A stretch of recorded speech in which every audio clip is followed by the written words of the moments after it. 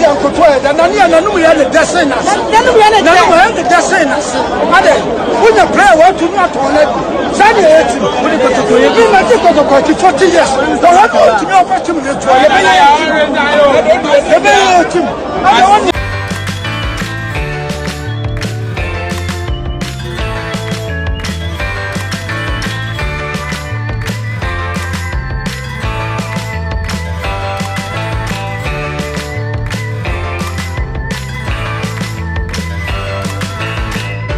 Hello guys, once again welcome to Benghazi TV.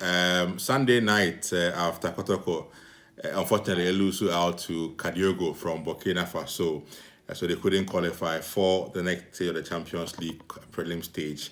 Also Africa, Kotoko lost the game 1-0 Kumasi after an early goal from Kadiogo in the first half. Kotoko and Timi pull even, but because they won the first leg, also played in Benin by a similar scoreline. The game not had to go to penalties and in front of the fans in Kumasi, and then Kumasi supporters na your idea per year, but unfortunately it wasn't enough. Kotoko missed a number of spot kicks or penalties in Tino.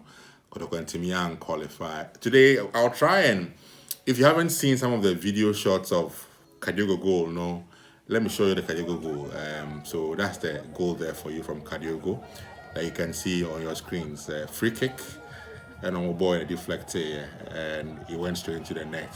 That was the goal Kadiogo scored in Kumasi. I don't think Kotoko and Timi game travel into penalties. And what the penalties, some of the messages from Kotoko's players, shocking. Look at the penalties. I'm showing you as well, if you can see it now. Shocking way of kicking the penalty from Kotoko. Surprising how the players went about it. I mean, look at it. It's very surprising. Quite also misses some of the spot kicks, and it looks as though it's becoming an issue.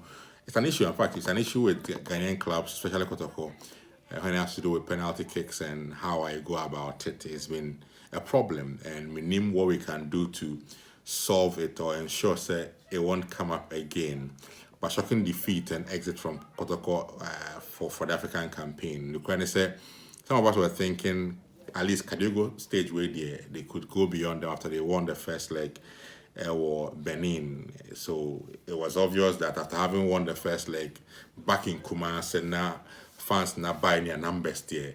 A victory or a result that will see them qualify there. Now Kenya beyond Kotoko. But football as it is, and it's happened severally over the years. BYC, El Uma, all the teams are back Kotoko, Kwemo in Africa now. Kotoko good result away from home now, so Befia now Kodane and SMP again. I repeat it. Kotoko out. They can't progress. So Kadiogo progress and they take on AS Vita at the next stage. So Kotoko once again, like Hearts of Folk did last year for Ghana, our clubs are unable to progress to the money zone of the Champions League. What really led to this defeat? What really led to Kotoko's exit? And I think, sir, I've read a few reactions on social media and before now found what possibly led to Kotoko's defeat and why they could not progress. I think it's a number of issues, and for those who are just blaming the players, I think it's a bit unfair to only blame the players and leave it at that. You can't blame the players for what happened. I mean, yes, they have their own share. They had chances to score, penalty 2000, so by so there are chances to score and qualify. Yes, you can blame them. But I think that if you want to do a proper, a proper inquest, you need to really go beyond the players and look at all the other stakeholders, any role a player in the build up to this exit from Africa.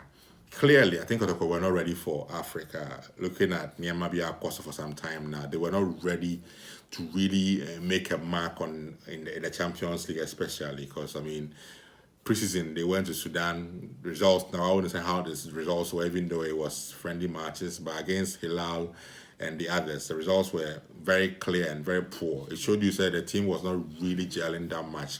Several new players in an off-season, a new coach after Ogum left. So the season also started for Kotoko as in the domestic league. So they were not sharp. They were still, if you like, in an off-season period, and they had to go play in Africa. So factors not Dawson. So you can't really blame the players alone. and think that enough. Kotoko fans are reacting. Let me show you some few videos of Kotoko fans.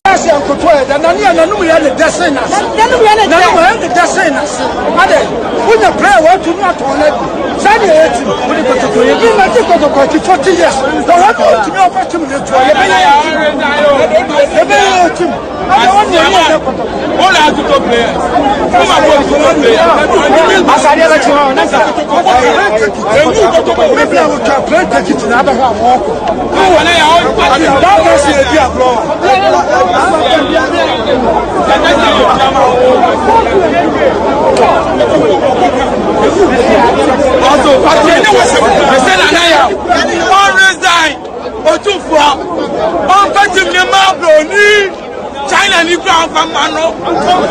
China ni ground for mano. No better yet to me. Hey, but they don't know about my good wow. Never to the air what to boy. The China they are the to my yard, and I am the government.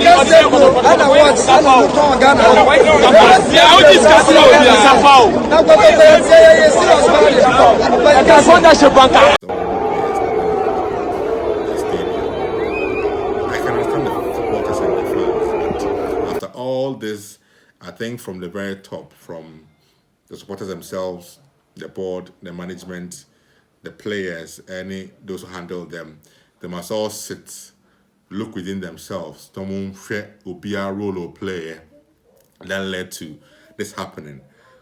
Ogum departure no, didn't help. New players, I won't prepare. It doesn't really help in team, chemistry, because it takes time to get players bond and gel.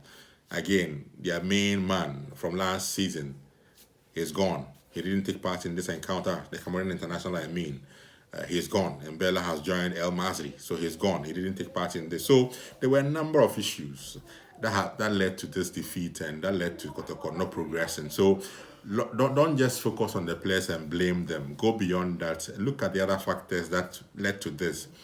Then you'll be able to do a better job of trying to fix it next time around. Because if you continue to only blame the players like you've done all over the year, there'll be players like Kotoko fans that hold them hostage or stadium. These things don't really help. I think that let's go beyond it, and if we can, then we'll be looking at getting things sorted out in a better way for the Porcupine Warriors. This is just my small summarized thoughts on what I saw from what I watched today, the few highlights I saw today, and what I picked from all of that. So that's just my piece here on Benghazi TV. Subscribe and let's have fun always.